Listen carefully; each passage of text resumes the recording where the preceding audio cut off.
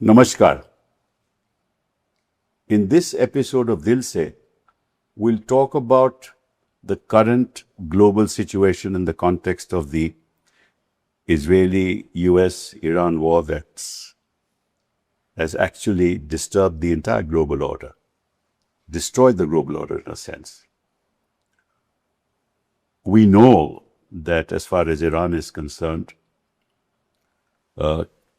since the 1980s, the United States has been wanting to ensure that Iran doesn't develop nuclear weapons. This is not the first time that attempts have been made to ensure that Iran does not have nuclear weapons. For years, ever since the 90s, no American president has allowed the United States to be dragged into a war and attack Iran. But when it came to President Trump, I think he changed his mind, perhaps goaded by the Israelis, and decided to take the plunge. And therefore, you know that in June 2025, the Americans attacked Iran, and Donald Trump proclaimed that the nuclear facilities had been destroyed and there was nearly nothing left and Iran could not develop nuclear weapons. All that he claimed way back in June 2025. And then, of course, suddenly, on February 28 of this year, he decided to directly attack Iran. Now, there is a background to all this. The background is that way back in the years 2009 onwards, 2013, 2015, attempts had been made by administrations to persuade Iran not to enrich the uranium that they possessed. And at some point in time, an agreement was reached. It's called the JCPOA. And in terms of that, countries joined in that effort. And it was agreed that Iran would not enrich the uranium that they possess beyond 3.67%. But this happened in 2015. Then in 2018, when President Trump became the president of the United States, he tore up that agreement for reasons that we can discuss. And therefore, Iran decided that, look, we had agreed that we'll not enrich uranium, but now that they don't want that agreement to go ahead, they decided to enrich the uranium. The result was that the Iranians possessed enriched uranium up to 60%. And that gave an excuse to the Americans, and perhaps goaded by the Israelis, to attack Iran on February 28, 2026. Iran, as we know, applied a very interesting strategy by reacting, retaliating, and made it difficult for the United States to win an all-out war, despite the fact that Trump claimed that he would ensure that Iran returns back to the Stone Age. So, to discuss the ramifications of this conflict and what's happening today, because as you know, there was a ceasefire. A delegation was sent to the Pakistan, led by J.D. Vance, and that attempt to resolve the issue failed.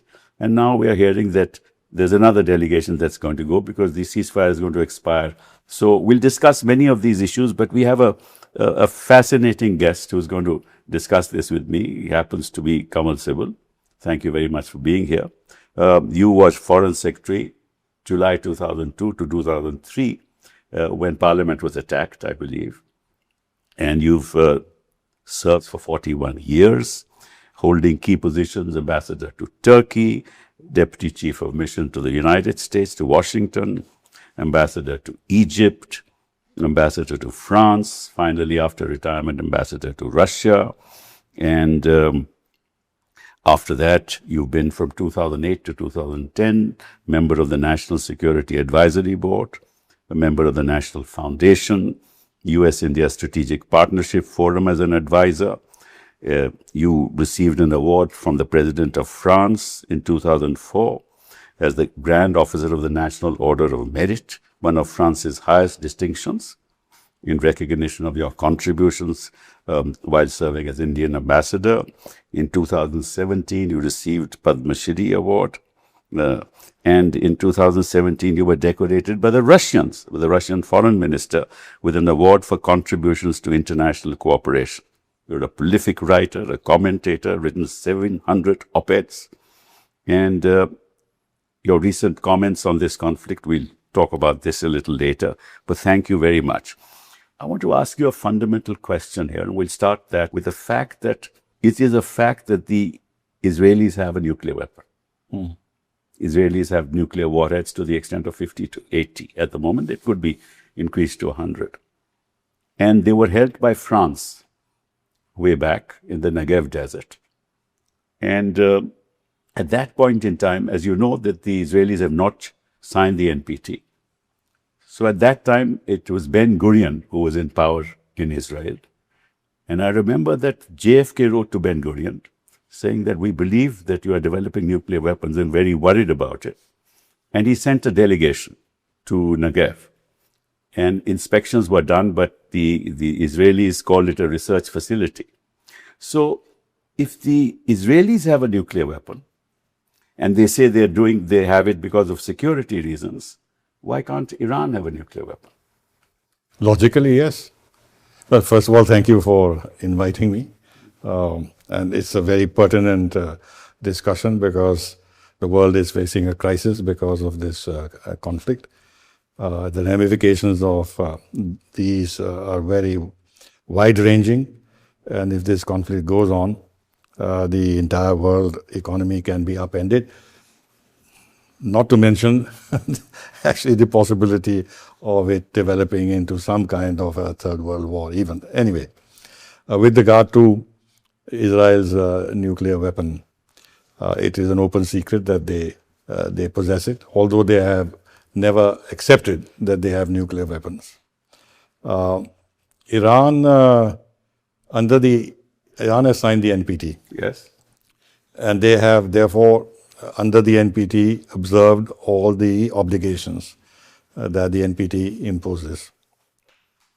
Under the NPT, they have the right to enrich, because the NPT allows countries to develop nuclear capability for peaceful purposes. Yes. And enrichment is absolutely necessary to run power plants. Otherwise, how do you run nuclear power plants? The 3.67% limit is to ensure that you don't develop military-grade uranium, which can then be used for nuclear weapons. Now, you have actually described what has happened over the years with regard to Iran's nuclear program. In 2015, when Obama signed the JCPOA, all the P5 members were involved, plus Germany. Yes. It was a very intensive discussion, and you can actually see from the book that the former CIA chief, Bill Burns, wrote about the back channel and how he was involved. Burns was involved in that. In these negotiations. Yeah. And he's given in great detail how intensive these negotiations were. More than that, or in addition to this, since these are highly complex and technical issues, and it's not simply for diplomats to decide. So the French, for example, had the head of their Atomic Energy Commission to participate in the complex discussions. Yeah. And so did the United States. I don't know about others, whether Russia or Chinese were involved or not. In other words, it was a very, very carefully drafted document which foreclosed the possibility of Iran developing nuclear weapons. Now, Khamenei himself, the spiritual leader, had issued a fatwa that possession of nuclear weapons is against Islamic tenets. Correct.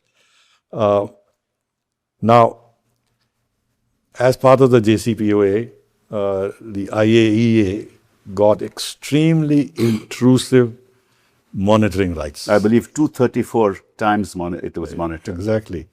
And not only that, whatever the enriched uranium was in possession of Iran was handed over to the Russians. Right. At that time, if one were to read my article, because I wrote a couple of articles on this, and I said that I'm surprised at the degree to which the Iranians have agreed to compromise their sovereignty. That's right. Which they did. I genuinely believe that. India would never have accepted conditions like this. Right. Since then, all these inspections have gone on. There have been suspicions that there have been some undisclosed sites by Iran where some kind of experimentation may have gone on. The IAEA has demanded access. The Iranians had signed the additional protocol under which the IAEA gets extra inspection rights. All these were granted. And the IAEA has consistently said that there is no proof that Iran is developing a nuclear weapon, although they say that there have been suspicious activities. As against this, Netanyahu, for years, has been targeting Iran's nuclear capability and its nuclear ambitions, to the point, if you go back to his speeches at the UN, at one of them, 3-4 years ago, at the UN podium, he presented a chart which showed that Iran was about to develop nuclear weapons in 1 month time or 2 months time. That is the last stage and everything else. So this kind of narrative has been gone on for years. But he couldn't persuade any other American president to attack. Obviously.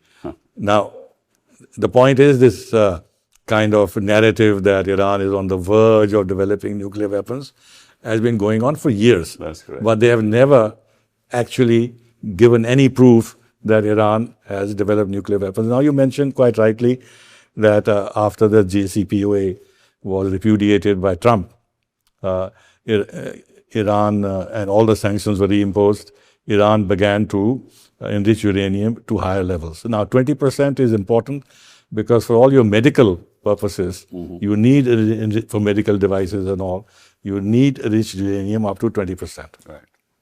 So that was justified on that basis. Now, as you rightly said, they have developed about 360 kilograms, whatever the figure is, up to 60%. And there's a method in this madness that since the other side has totally reneged on an agreement. That's correct.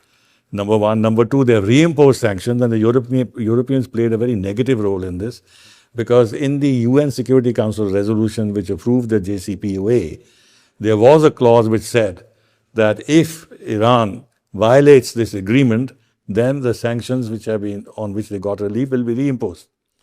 Now, the Europeans went ahead recently it was called snapback sanctions, contrary to the position of Russia and China, but they couldn't veto this because this was part of the earlier resolution. I see. So they had no legal basis to veto it. So it went ahead and they reimposed these sanctions. Now, the 60% thing is a lever that, to my mind, that Iran has. That, look, you have gone back on all your agreements. That's correct. We are going to put pressure on you and keep enriching up to 60% as they have done in order to force them into negotiations.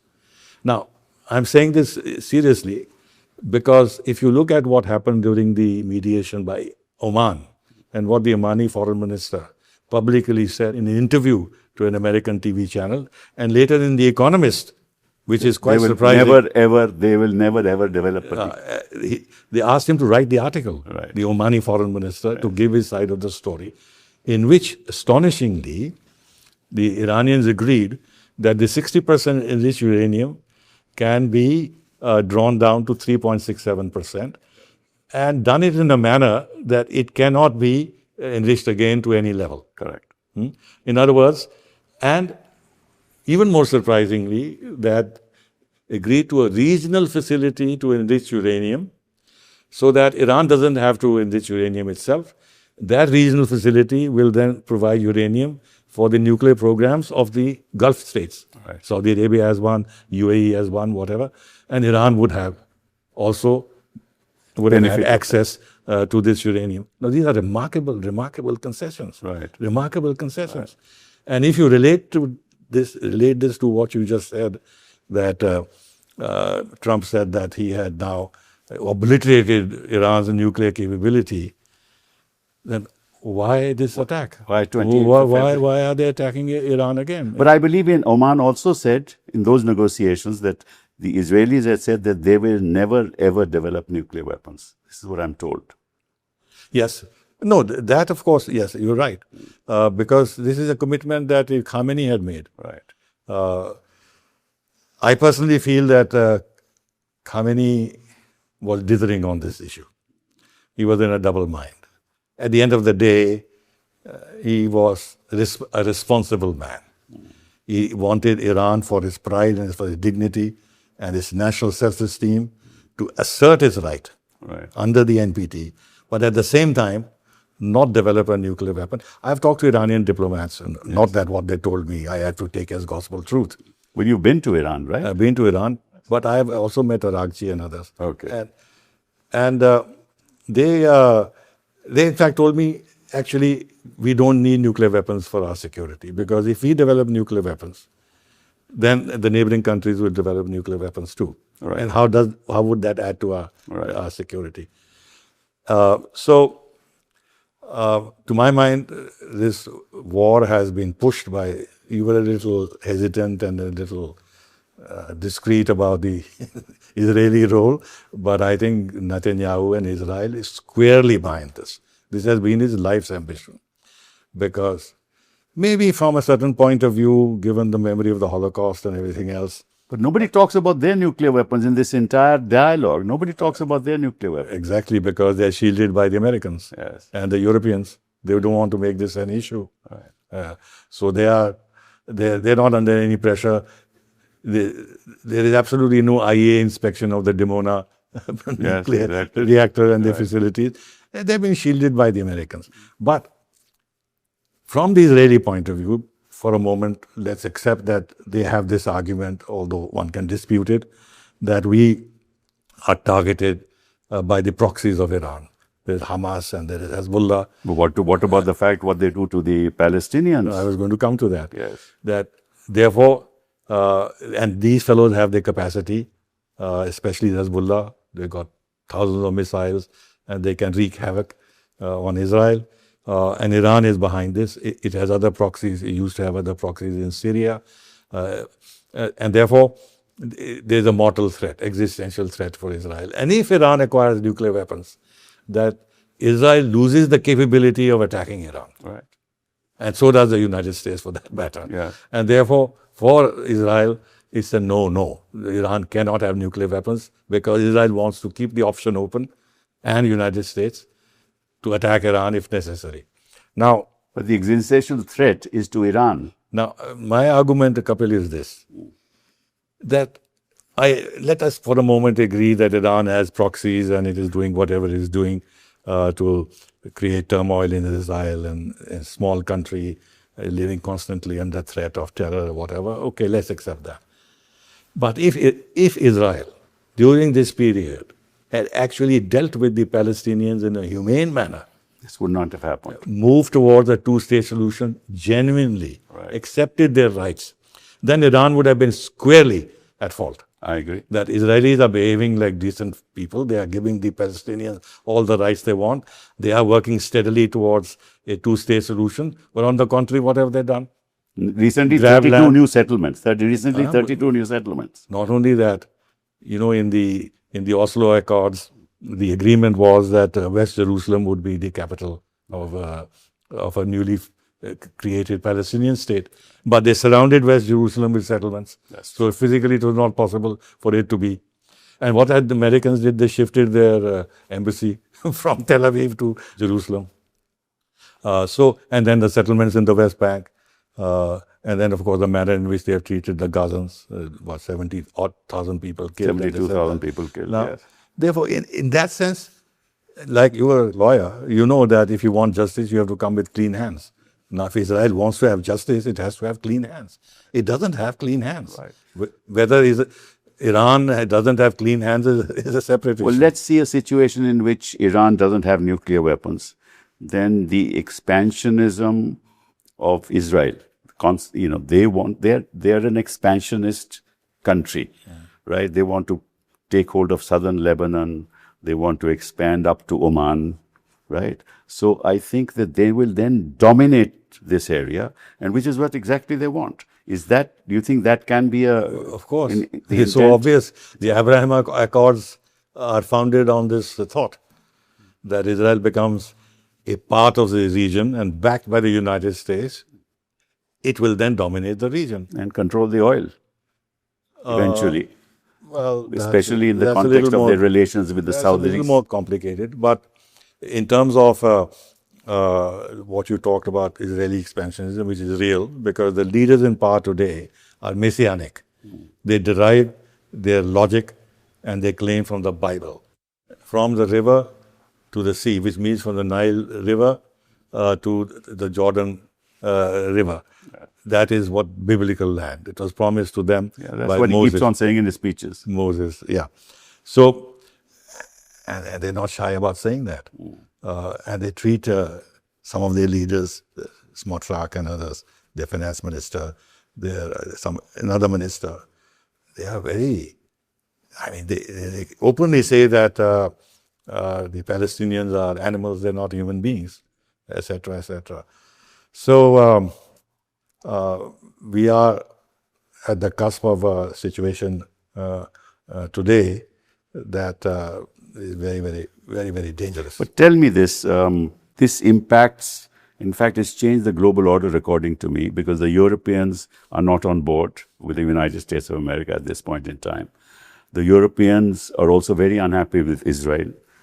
They have an agreement with Israel, defense agreement of 2000. They want to suspend it. There's 1 million signatures that have recently been taken. Italy has suspended it, yeah. Italy has that. Spain is against this war. European relations with the US, there's been a transformation in that relationship. In the meantime, the Gulf countries are very unhappy because the facilities that were built by the United States in those Gulf countries, according to the Iranians, are used to attack them. Therefore, Iran has attacked the Gulf countries. So there's a problem there. And Pakistan is their neighbor. There's a big problem with Pakistan. China is sitting pretty. Russia, too, is sitting pretty. In this context, what's going to happen to the new global order? Look, the repercussions of what is happening are extremely dangerous. For this reason, that especially given the personality of Trump, he always wants to win. And he defines himself what that win is. Now, if he agrees to terms which then can be reasonably analyzed as United States and Trump not getting his way, then is a huge problem for him. So he can't afford a solution in which he is not the clear winner. Now, for Iran, it's an existential threat because twice they've seen, as you, in your introductory remarks, you pointed out, twice during the course of negotiations, they've gone and attacked Iran. Right. So they are using the threat to attack, including the threat that we will bomb you back to the Stone Age, and then saying that we'll wipe your civilization entirely. Look at the terms that are being used. Now, they cannot have any trust in the United States and Trump in particular. So if they agree to something, what is the guarantee that this will be upheld by the United States? So for them, it's a fight to the finish. And therefore, at the moment, their how should I say, strategy, which I think will be difficult to implement, is to make sure that the American presence is excluded from the region. That's the logic behind attacking their bases. Yeah. And America, look at this. He talks about it being the biggest military power in the world and everything. He couldn't protect his bases. It's true. He had to vacate those bases. Military personnel in those bases had to seek shelter in hotels. Some of those hotels were also attacked by the Iranians. And then, mind you, even in the oil, Aramco and whichever the oil energy facilities in the Gulf countries, American companies have a very, very large share. That's right. Exxon has 30% in the Saudi oil complex. So that's why the Saudis are very worried. They made a very strong statement the other day. Yeah. I don't know the figure about UAE, but Exxon and BP have huge shares. That's right. So, therefore, Iran can well argue, you decapitated our leaders. Look at that also. I know we're going to cut to that. Utter violation of international law. That's right. But we didn't even talk about it. So they decapitated their leadership. Not only the top leadership, 40 people at the top levels of the armed forces and all have been killed. And now they've killed Kamal Karazi. That's right. I feel personally a bit upset about, well, upset is a strong word. I feel sorry about this because I'm a member of the Leaders for Peace, which is an organization which promotes peace led by a former French Prime Minister. And Kamal Karazi was part member of that. Oh, I see. Along with Blinken when you didn't, before he became Secretary of State. And I've interacted with Kamal Karazi. They've killed him. A very reasonable man, but they've killed him. Anyway, so they have attacked their bases. They have attacked their other economic, but they have not been able to win the war. Economic assets to make it untenable for them. And now there's a debate within the Gulf countries whether these bases were a source of security or insecurity. And they have come to realize, and more people are saying, it's a source of insecurity. Naturally, yes. And then the other grouse they have is, of course, you see the United States has limited Patriot missiles and everything else. So once the Iranians unleashed their missiles and drones, they wanted to protect Israel. So they moved many of these anti-air defense systems to protect Israel. And now the Gulf countries are saying, you've chosen Israel over us. There's another grouse that they have. But they have a problem. And from a certain point of view, it's a genuine problem. Supposing they tell the Americans, please go away. How do they become less vulnerable to Iran? Then they're accepting Iranian hegemony. I mean, they can't afford to do that. They're shedding US hegemony, but accepting Iranian hegemony. They can't even do that. So they're caught in a very difficult situation. They have nowhere to go in terms of their future security. Pakistan can have this agreement with Saudi Arabia, but Pakistan is so worried that Saudi Arabia may invoke this defense agreement. So they are sort of doing somersaults to make sure that some dialogue continues and some kind of a... Recently, Shahbaz Sharif just went to Saudi Arabia. Yes. But because also they want loans and everything else. Because they are in great difficulty. So many people who think that Pakistan has stolen a march over us are actually reading the situation very, very wrongly. A couple of things. One is that Pakistan is deeply, deeply worried.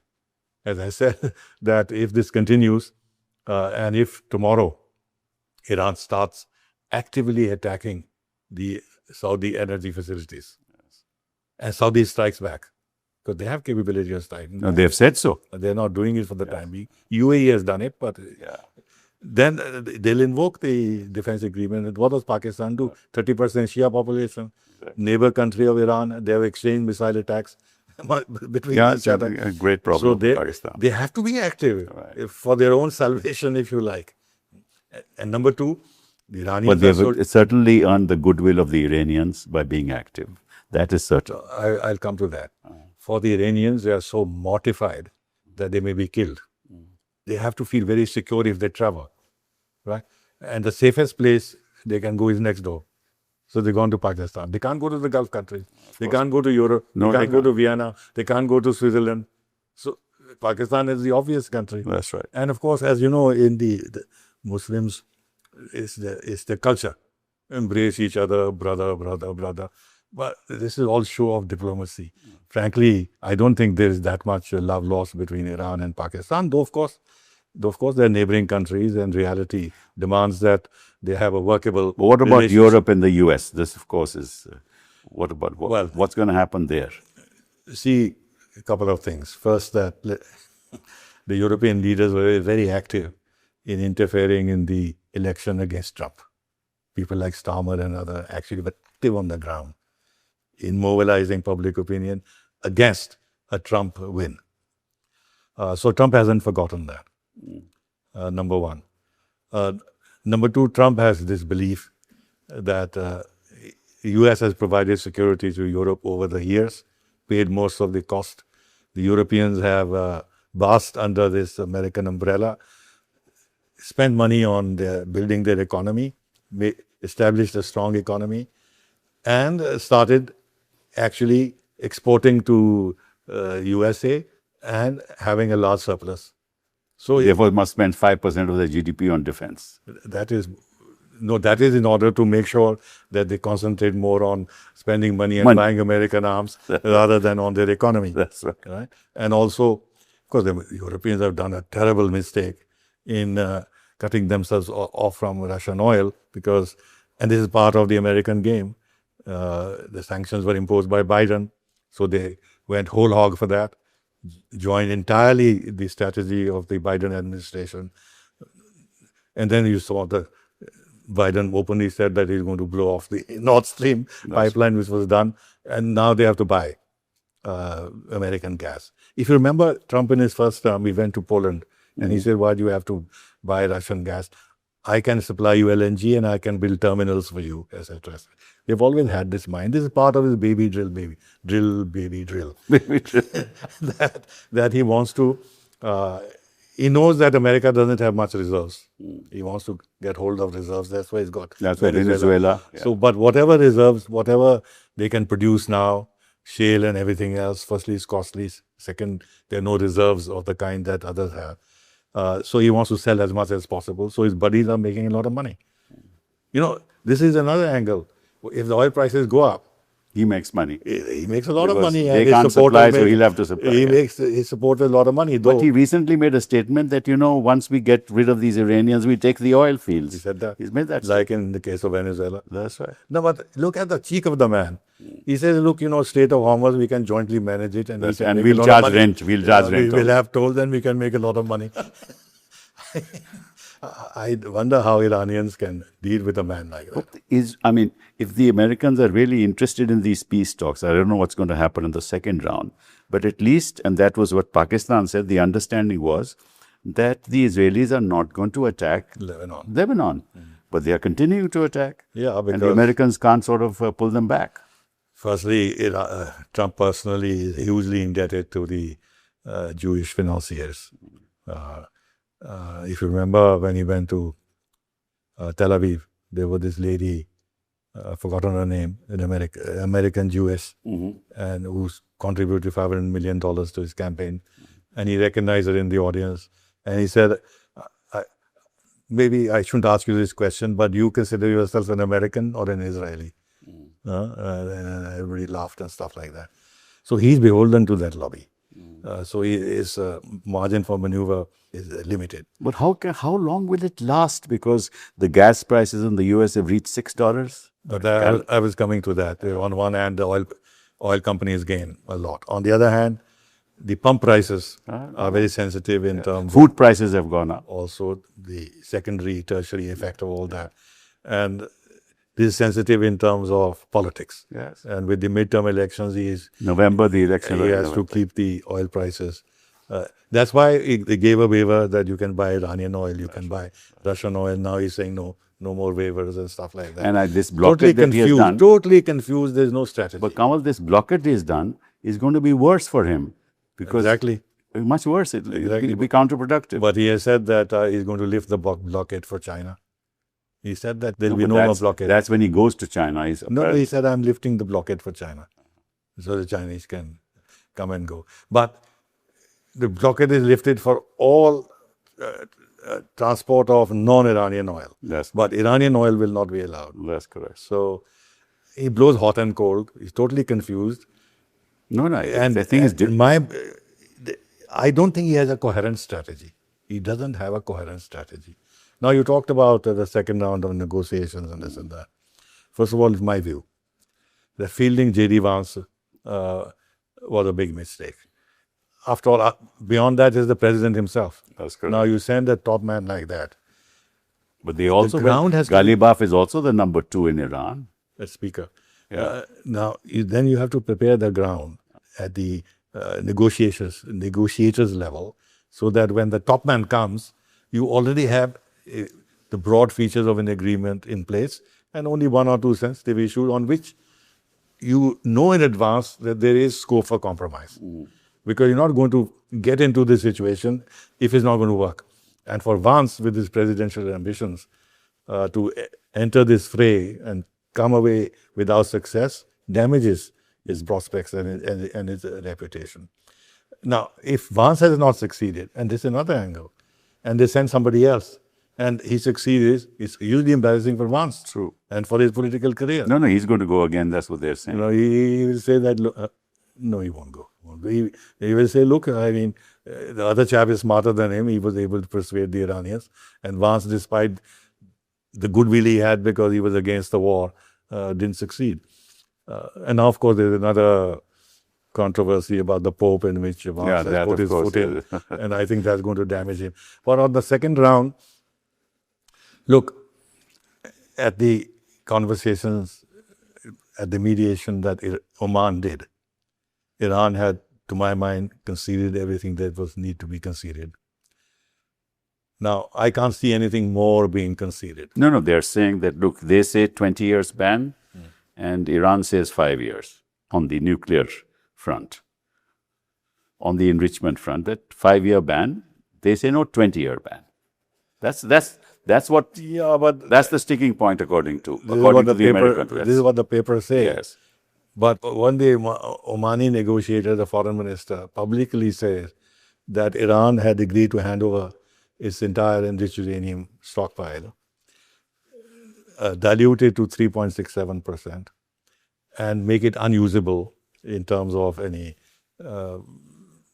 highly enriched uranium prospects, and then that you can have a common facility for providing fuel for nuclear reactors for all countries, which you need enriched uranium. What more is needed? What is this 10 and 5 years?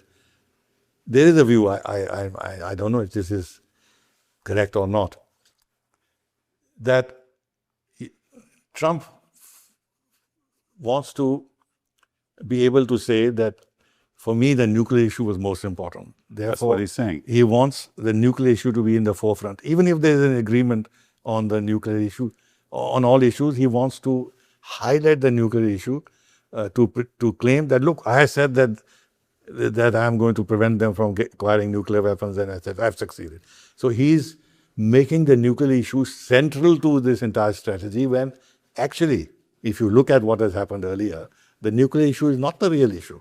Yes, because they already conceded to it. Yeah, the real issue is what America's intentions are. Exactly. What are their intentions? And along with Israel, what they want to do. That's reason. But now they are saying, and that the new conversation that's taking place is that the 60% enriched uranium will be handed over and kept outside the country. Right. This is what Vance is saying. That's what Vance is, kept outside the country. And then you can start with the 3.6%, 6-7%. Well, that's also would be acceptable to Iran. To my mind, yeah, I agree with you. I think if push came to shove, and this was the only sticking point, and on everything else, which I don't believe is possible, the Iranians were satisfied that the Americans were being genuine, and they're going to lift all sanctions. Not only UN sanctions, but the sanctions. And also the assets, $28 billion of assets. Assets, they release all those assets, this and that. I think the Iranians earlier on had handed over their stockpile to Russia. They'll do it again. And Russia will be able to persuade them. I don't think that will be the sticking point. But no one say no missiles for you. This is the other thing. Now, this is the thing, that earlier on in the JCPOA, the Americans tried very hard to bring in both development of missiles as well as the regional role of Iran. The Iranians had nothing doing. Yes. Nothing doing. Now, again, this has come into the negotiations. Then they'd be defenseless if they agree to that. Exactly.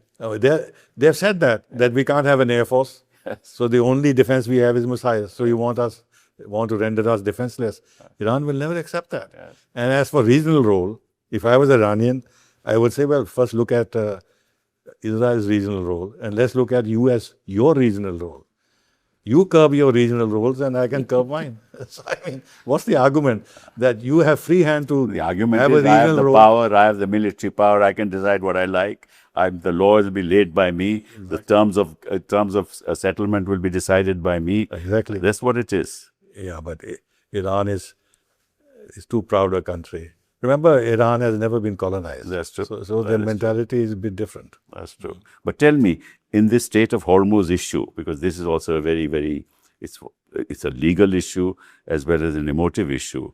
They say that, look, a part of it is with Oman and part of it is with us, because the width of the Strait of Hormuz is about 20, 25 or whatever it is. Right? So they say that, look, then these are our internal waters, so we are entitled to charge a toll. And the fact is that you've destroyed Iran. How will they recoup? The only way for reparations is for each ship that passes, it pays a toll, because they've been attacked without any cause. But Kapil, to my mind, there is a flaw in this logic. But let me go back a little bit. Under UNCLOS, the Strait of Hormuz, as well as the legal basis of operations, maritime operations in all the states, is in the UNCLOS document. And Hormuz Strait is also there. Yeah. And it's very specifically said that it is freedom of passage, everything else, etc. That's part of maritime law. That's why I said the legal issue is clear. No.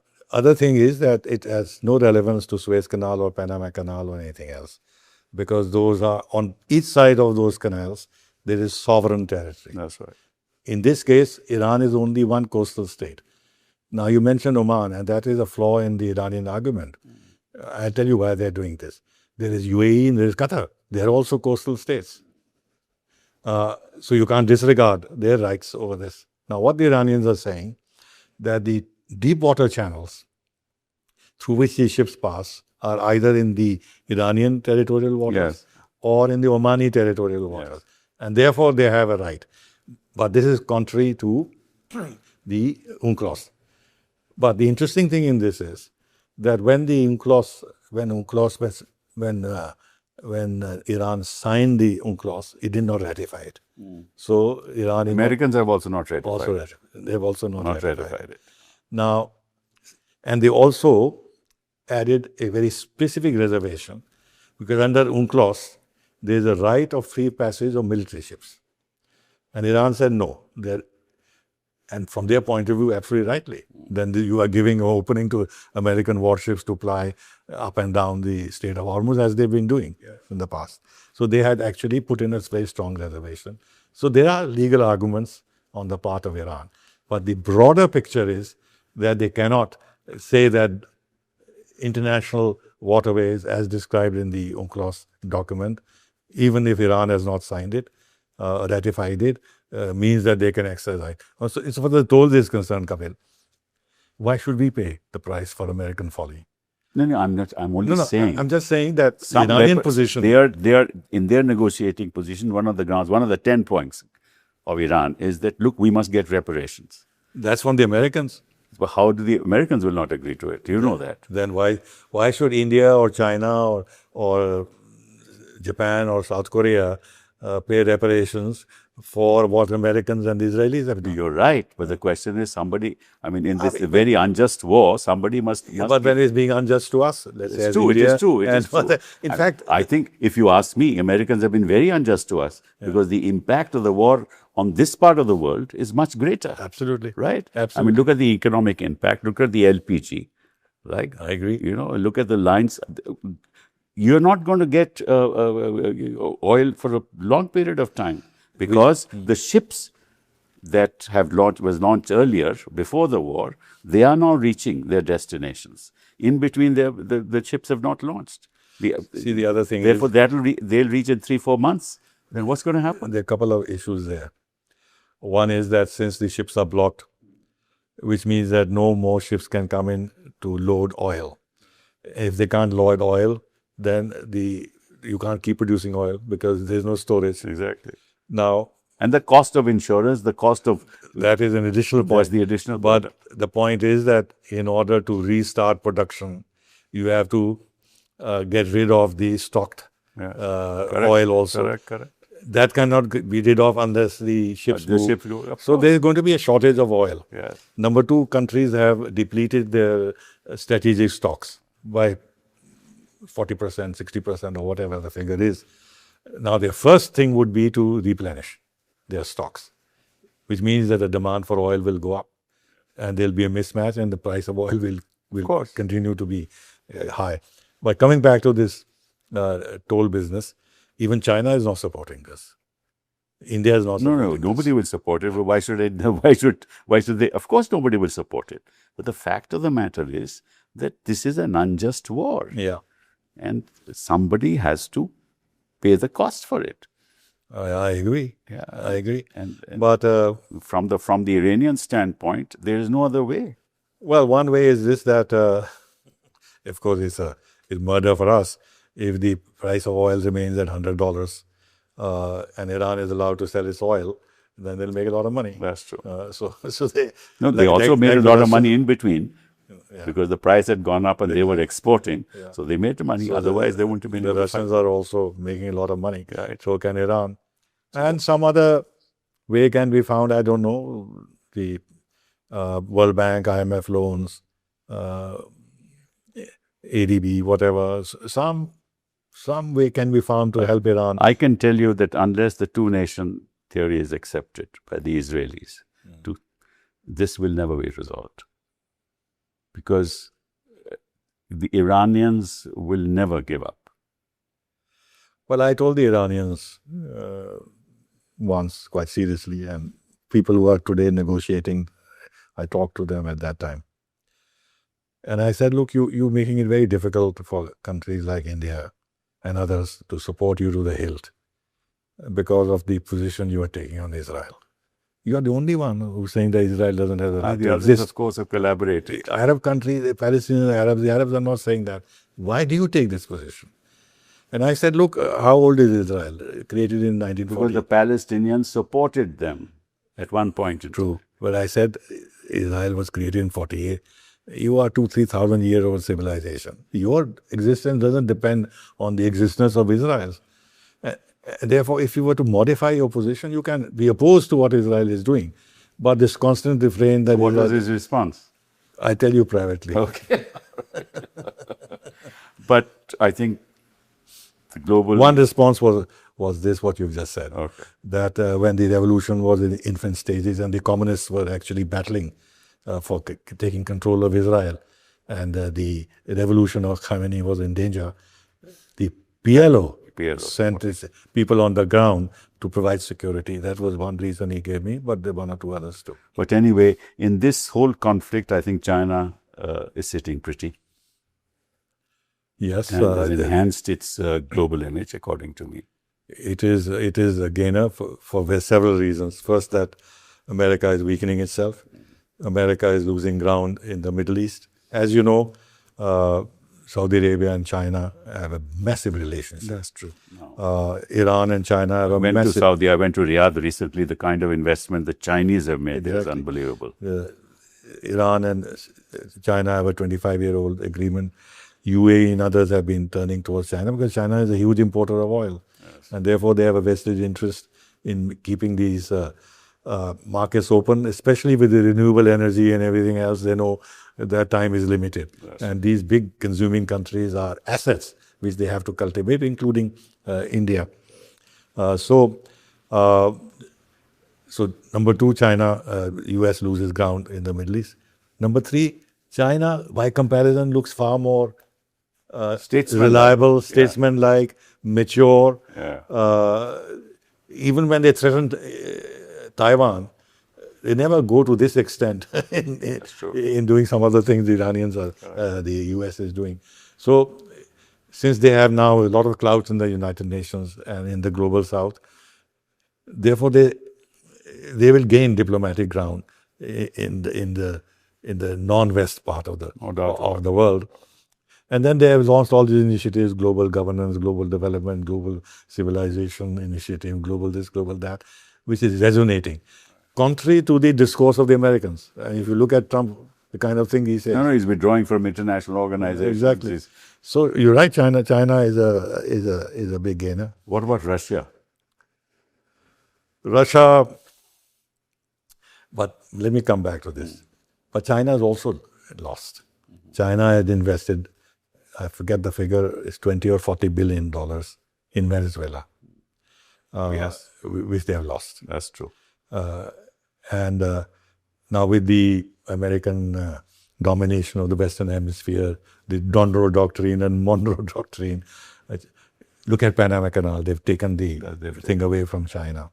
Now with Iran, China, in a sense, has lost because they had 25 Iranian oil comes to them, yes, of course. No, also they had a 25-year agreement. That's right.